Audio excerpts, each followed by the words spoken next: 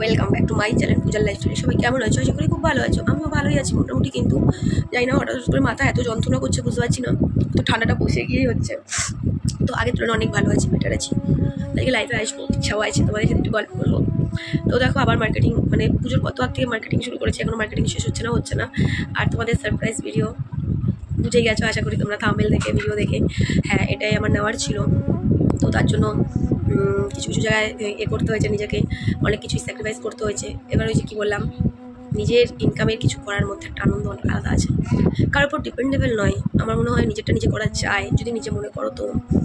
আর সত্যি বলতে আমি সবসময় এটা তোমাদেরকে বলেই এসেছি যে আমার বাবা মা, কী বলো তো, আমার বাবা মা আমার সব সময় আমার বিপদে আপদে আমার পাশে দাঁড়িয়েছে। সব সময় কাউকে পাশে পাইনি, অসুস্থ হলেও কখনো কাউকে পাশে পাইনি, বিপদেও পাইনি। কোনো একটা টাইম পেয়েছিলাম, তারপরে আর পাইনি। যাই হোক, ছাড়ো, ওইসব বলে লাভ নেই। আরেকটা কথা এখানে ক্লিয়ারলি আমি এখানে বলে দিতে চাই, আমি এর আগেও বলেছি, এখনও বলছি, আজকে একটা ডিসিশন জানাতে চাই। সেটা হচ্ছে, আমি শুভর মেয়ের জন্য আজকের পর কী কিনবো, কী দেবো, কী দিচ্ছি, আমি আর দেখাবো না। কারণ কি জানো তো, আমি এত কথা আমি শুনতে পারবো না মানুষের। তার কারণ একটাই, সেটা হচ্ছে সাফারটা আমি করি, সিচুয়েশানগুলো আমাকে সামলাতে হয়। তোমরা তো সাফার করো না আমার সাথে, সিচুয়েশানগুলো ফেস আমি করি। তাই আমি জানি কোথা থেকে কী হচ্ছে, কেন হচ্ছে, কিসের জন্য হচ্ছে। তাই আমি এখানে মানুষকে, কারণ এখন তোমাদেরকে খারাপ বলি বা কী করবো বলো, এই যে হাতের পাঁচটা সমান না, যে হাতের পাঁচটা আঙুল যদি সমান হতো তাহলে তো হয়েই যেত। নানান মানুষের নানান বক্তব্য থাকতেই পারে। এখানে অনেকে অনেক রকম কমেন্ট করেছো, অনেক মন্তব্য দিয়েছো। সবার আগে আমি একটা কথাই বলবো, আমি এই বিষয়টা নিয়ে কোনো কথাই বলতে চাই না। আজকের পর আমাকে এই বিষয়টা নিয়ে কেউ কোনো কমেন্ট করলে আমি রিপ্লাই করবো না। সেটা আমার ভালোবাসার মানুষ হোক, সেটা আমার শত্রুগণ হোক, যেই হোক, করবো না। কারণ যে শুধু আমি এটুকুনি জানি, যার সাথে হয় শুধু সে জানে, বাকিরা তো মজা লোটে, আর কিছুই না। তো যে জায়গাগুলো থেকে আমাকে ফেস করতে হয়, শুধু আমি জানি আমি কোন জায়গাগুলো থেকে আমি ফেস করি প্রতি একটা মুহূর্ত। তো সেগুলো আমি এখানে তোমাদেরকে বুঝিয়ে বলতে পারবো না, আমি বলতে চাইছিও না। পুজোর সামনে সবাই আনন্দ করো, ভালো মতন থাকো, শুধু এটুকুনি বলবো। আমার ক্ষমতা অনুযায়ী আমার দ্বারা যেটুকু সম্ভব হবে আমি অবশ্যই করব। এবার সেটা কার পছন্দ হলো, কার ভালো লাগলো, কার লাগলো না, এটা নিয়ে আমার মাথা ব্যথা করার সত্যিই কোনো দরকার নেই। হ্যাঁ, এখানে আমারই দোষ, কারণ দেখো মেঘ ডাকছে কীভাবে, এখানে আমারই দোষ। আমি দেখিয়েছি তাই তোমরা কমেন্ট করেছো। আমি যদি না দেখাতাম তোমরা তো কমেন্ট করতে না। তো ভুল আমারই, আমার দেখানোটা। সবারটা দেখেছিলাম, ওরটা সাইড করে রাখলে ভালো হতো। তো এরপর থেকে তোমরা হয়তো এটা ভাবো যে তুমি ওর জন্য কিছু করো না। দেখো, যদি তোমরা এটা ভাবো যে আমি ওর জন্য কিছু করি না, মাথা পেতে নিলাম। ওই যে অনেকে এটাও বলো তুমি তোর মা নও, তাই তোমাকে কিছু বলবো না। হ্যাঁ ঠিকই, আমি যখন ওর মা নই, আমি মা হতে পারবো না, আমি বাজা নই। আমার একটা সন্তান দিয়েছে ভগবান, আমার অত দরকার নেই। তোমরা যদি মনে হয় আমি খারাপ, ওকে, নো প্রবলেম। যদি মনে হয় আমি কিছু করি না ওর জন্য, নো প্রবলেম, করি না। যদি মনে হয় যে আমি শুভর সাথে বিয়ে করলে ওর ভবিষ্যৎ নষ্ট হয়ে যাবে, বিশ্বাস করো আমি কখনো এটা চাই না আমার জন্য কারোর ভবিষ্যৎ নষ্ট হোক। কিন্তু অন্যের জন্য আমার ভবিষ্যৎ নষ্ট হয়ে গেল, আমার ছেলের ভবিষ্যৎ নষ্ট হয়ে গেল, এটা কাকে বলবো? পারলাম না বোঝাতে কাউকে, না বোঝাতে পারলাম না কাউকে বলতে পারলাম যে আমার ছেলের ভবিষ্যৎটাও নষ্ট হয়ে গেল, আমার ভবিষ্যৎটা নষ্ট হয়ে গেল কারোর জন্য।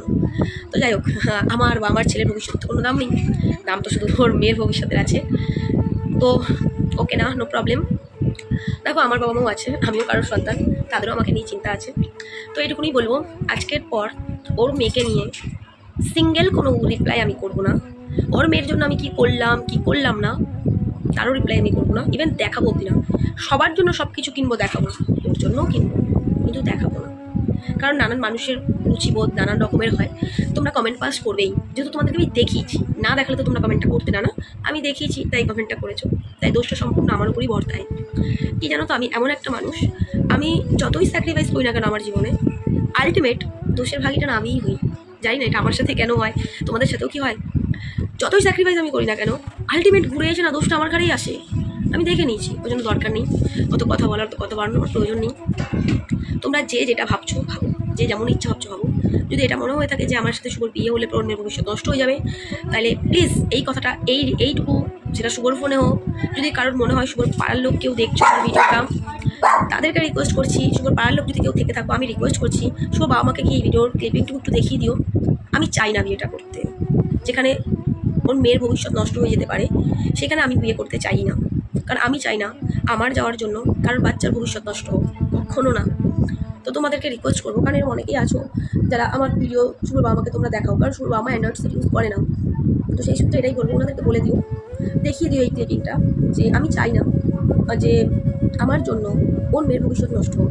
তার জন্য যেটা করা উচিত, ওনার ছেলেকে ওনারা আটকে রাখুক, আমার কাছে জানি না আসে, আমি তো চাই না ওদের বাড়িতে ছিল, জানি না আসে, ওনার ছেলেকে ওনার মতন করে আটকে রাখুক, যাতে আমার কাছে না আসে, আমার সাথে বিয়েটা না হয়। প্লিজ, এটা শুভর পাড়ার যারা আমার ভিডিও দেখো, রিকোয়েস্ট করছি তোমাদেরকে।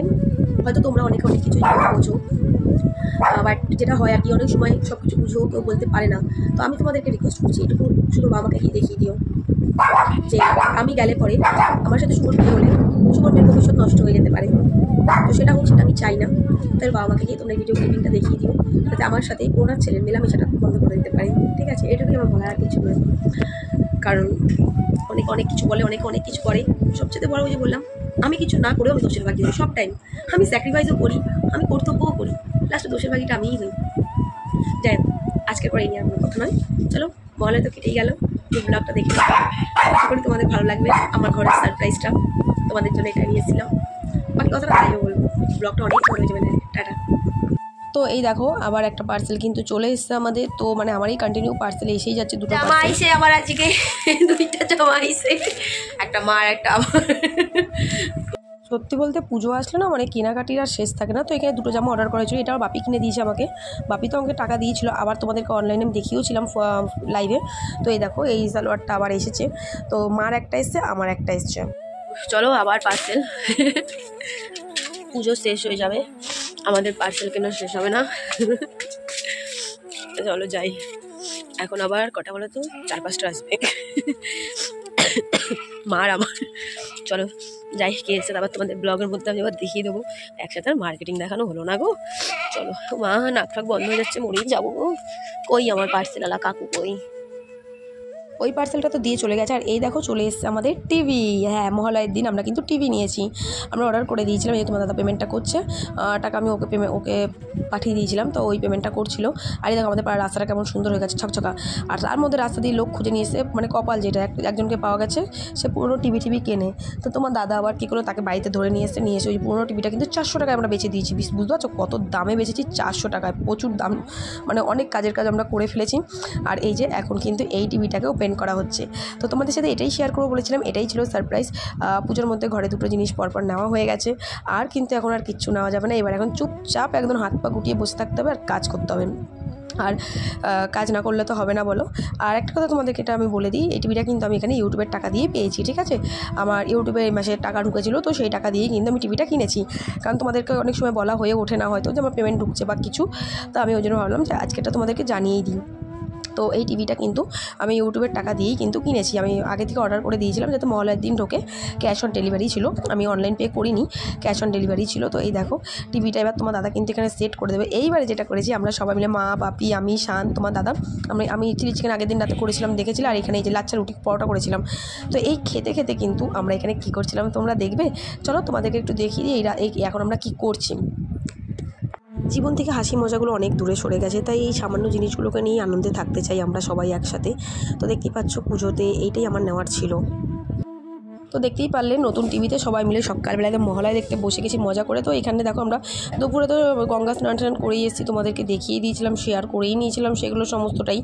আর তোমরা সবাই জানো আমার আগের টিভিটা কিন্তু শান ভেঙে ফেলেছিলো। ভেঙে ফেলে হচ্ছে ও তো ইচ্ছা করে করেনি, ছোটো মানুষ, ভুলবশত হয়ে গেছে। তোমাদের সেটা তো তখন দেখিয়েছিলাম, শেয়ার করেইছিলাম। বাট কিনবো ভেবেছিলাম শানের জন্মদিনে কিনবো, বাট না হয়ে যখন গেল, চলো কিনেই নিই, পুজোর মধ্যেই কিনে নিই। কারণ ছোটো বাচ্চা তো, ঘরে টিভি না থাকলে দেখো এখনকার আমাদের বাচ্চাদের তো আমরা রাস্তাঘাটে সেভাবে বেরোতে দিই না, তো দরকার ছিল, আমি ওই জন্য চলো নিয়ে নিলাম। তো বিকেলবেলা তোমার দাদার আমি বেরিয়েছি। এখানে কি শুরু হয়েছে আজকে, আমাদের মহলায় সেলিব্রেট করছি, কারণ আগের দিন পিকনিক তো আমাদের ওই ব্যাপারটা নিয়ে কেমন একটা হয়ে গেছিলো। তাই এখানে আসলাম।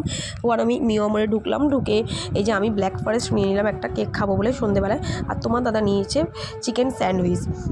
তো ওই স্যান্ডউইচটা ও খাচ্ছে, আর আমি এখানে কিন্তু এটা খাচ্ছি। খেতে খেতে চলো এবার আমরা খেয়ে এখান থেকে বেরোবো। টুকটাক অনেক কিছু কেনাকাটি ওই করে দেখো চলে এসেছি চাটের দোকানে। এখানে পাপড়ি মানে কটকটি মাখা নেবো, এগুলো আর এখানে দাঁড়িয়ে খাবো না, বাড়িতে নিয়ে গিয়ে সবাই একসাথেই খাবো। আর এখানে নিতে এসেছি আমরা বিরিয়ানি, চিকেন বিরিয়ানি আর চিকেন চাপ, এগুলো রাতে ডিনারের জন্য নিতে গেছিলাম। তো তো চলো এই যে এখানে এখন কন্টেনারে কিন্তু বিরিয়ানি ঢুকবে আমাদের। তো বিরিয়ানি নিয়ে, কারণ ওই যে বললাম আজকে মহালয়ের দিন এইটুকু তো সেলিব্রেশন বানতাই হে না, কারণ তো পুজো চলে এসছে, সবাইকে এইভাবেই আমাদের আনন্দ করে চলতে হবে, ভালো মন্দ সবটা নিয়েই চলতে হবে, খারাপ ভালো দিয়েই তো জীবন, কিন্তু পুজোর 4টে দিন তো ভালোভাবেই কাটাতে হবে না। তো দেখো আমরা 4 প্লেট বিরিয়ানি নিচ্ছিলাম কন্টেনারে নিয়ে। এখান থেকে আমার ইচ্ছে হচ্ছে একটু ফ্রাই মোমো খাবো তোমার দাদাকে, আমি যদিও মোমো খাই না তোমরা জানো। আর এই কেকটা আমি শানের জন্য নিয়েছিলাম, কারণ ওই কেকটা ভালো করে, ব্ল্যাক ফরেস্টের চাইতে এটা ভালো খায় বেশি। তো বাড়িতে চলে এসে ওকে দিয়ে দিলাম, ও খেয়ে নিল এটা। আর এখানে দেখো এই যে 4 প্লেট বিরিয়ানি রয়েছে এইদিকে, আর এইদিকে তোমাদের রয়েছে এই দেখো আলু কাবলি আর কটকটি মাখা, দেখতে পাচ্ছ? এই দেখো সব সাজিয়ে গুছিয়ে নিয়ে আমরা বসেছি খাবো বলে। আর এই দেখো ফ্রাই মোমোটা কী দারুণ খেতে হয়েছিল জানো তো। আর এখানে মিয়ামোর থেকে কিছু স্ন্যাক্স নিয়েছিলাম আমরা, দেখতেই পাচ্ছ এখানে চিকেনের আইটেম আছে, ফিশ আইটেম আছে, সব কিছু নিয়ে দেখো আমরা বসেছি একসাথে, সবাই মিলে একসাথে খাওয়া দাওয়া করবো বলে। তো খাওয়ার শেষে এখন দেখো রাত্রে কিন্তু আমরা চলে এসেছি ডিনারে, যে চিকেন চাপ, সালাড আর ওই যে বিরিয়ানি নিয়ে কিন্তু আমরা বসে গেছি খেতে।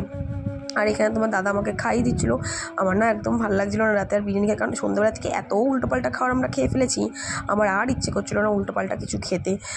আমি তোমার দাদাকে বলছিলাম আমি আর খাবো না, ভালো লাগছে না, কিন্তু ওই যে যেটা হয় আর কি, ও তো আমাকে ঠোসাবেই, কারণ সন্ধ্যা থেকে না খুব উল্টোপাল্টা খাওয়া হয়ে গেছে আমাদের।